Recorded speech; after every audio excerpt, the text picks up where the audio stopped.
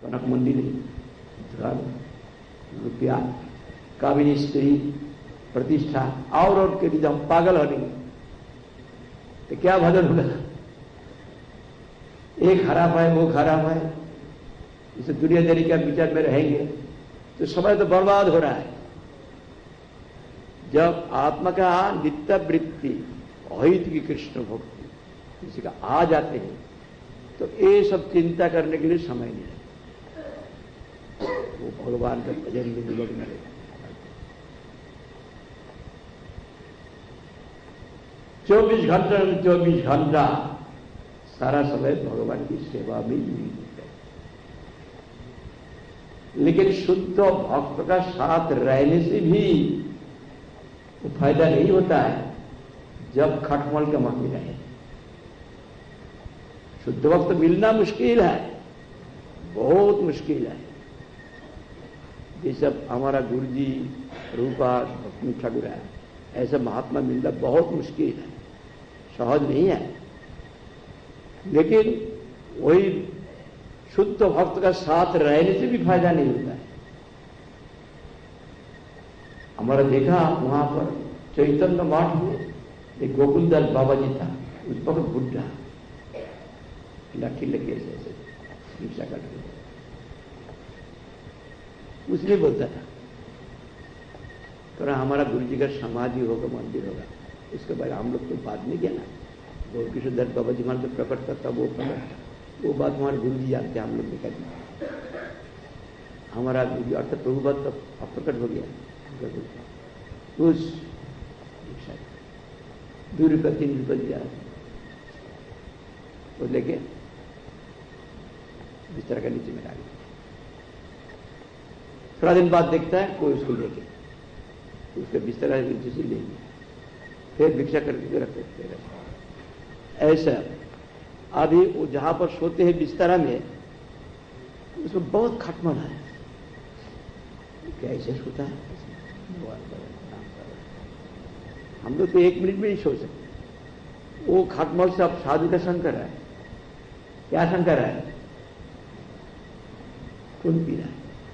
अच्छा, उनको खून पी लेते, उनका थोड़ा इच्छा पूर्ति कर दे तो निर्विकार है, बोलता है। खटकलमा मछली जब साधु का पास रहे, साधु से फायदा लेने के लिए, दुनियादारी का फायदा लेने के लिए, तो सारा जिसके लिए संसार चौकी गुरु जी के पास सारा खत्म है। जो लिए गड़बड़ हो जाएगा सब खत्म। किस लिए आए? चाहे गृहस्थाश्रम में रहे, चाहे तख्ताश्रम में, किस लिए? उद्देश्य मकसद जो खराब हो जाएगा सारा ही नष्ट। हर वक्त वो ध्यान रखना चाहिए। हम लोग पिता माता सब कुछ छोड़ के आया, वो तो भजन करने के लिए, ये सब करने के लिए हम नहीं आया। तो भजन करते रहो। जो निष्कपट रूप से भजन करते हैं उनके संग से दूसरा का भी फायदा होगा। जो भजन नहीं करते वही जीव हिंसा करते, हमारा प्रबंध करते।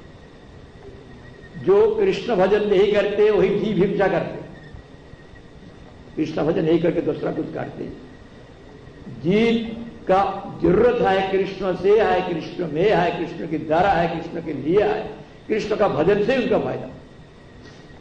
यहां पर भी एक महात्मा है, कौन महात्मा हम नहीं जानते, लेकिन अच्छी बात है। कृष्ण नाम भजले मनुआ भव सागर तर जाएगा। जो ना तूने भजन किया तो फिर पाछे पछताएगा। कृष्ण नाम भजले मनुआ भव सागर तर जाएगा। भव समुद्र पार हो जाओगे। कृष्ण नाम भजो, भजन करो। भजले मनुआ, मनुष्य को संबोधन करके कहते भाग्यवान मनुष्य को, देखो अभी तुम्हें दुर्लभ मनुष्य जन्म तुमको मिला है, कृष्ण भजन करो। कृष्ण कर ले, ऐसे नहीं, कृष्ण भज ले, कर ले कहते अहंकार। मैं करता हूं कि जो करता है वो होता है कर्म। जो हम लोग भजन करते तो ज्यादा कर्म ही होता है। प्राकृत अस्मिता लेके प्राकृत कोई उद्देश्य लेके जो करते हो कर्म, कोई दुनियादारी का कोई फायदा नहीं, भजन नहीं होता। बहुत तो सेवायाम, भगवान के सुख के लिए भजन, भजन तो ठीक है, और उसको ओकार जब लगाएंगे भोजन तो उल्टा हो जाएगा। भजन और भोजन में फर्क है। वो हम लोग गया था, कोई बनपुर श्री महाराज का भजन कुटीर है वहां पर कोलकाता में, पहला में उनका जो बनपुर श्री महाराज का बाद जो वहां पर महाराज हुआ था, उन्होंने बुलाया, कोई फंक्शन किया, तो वहां पर उन्होंने भजन और भोजन का बारे में फर्क 1 घंटा बात किया। भजन कुटीर है, भोजन कुटीर। भोजन का मतलब खाना। हाँ? कि श्री कृष्ण होटल करिलो प्रचार, श्री कृष्ण होटल किया, खाओ पियो मौज करो और सो के रहो, इसलिए नहीं।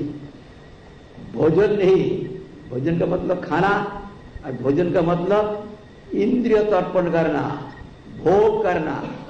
सिर्फ भूख से खाने से, भूख से खाना भी खाना है, वो भोग है। और नाक से, आंखों से, कान से जो प्राकृत शब्द स्पर्श रूप रस गंध हम भोग करते हैं, तो भोजन।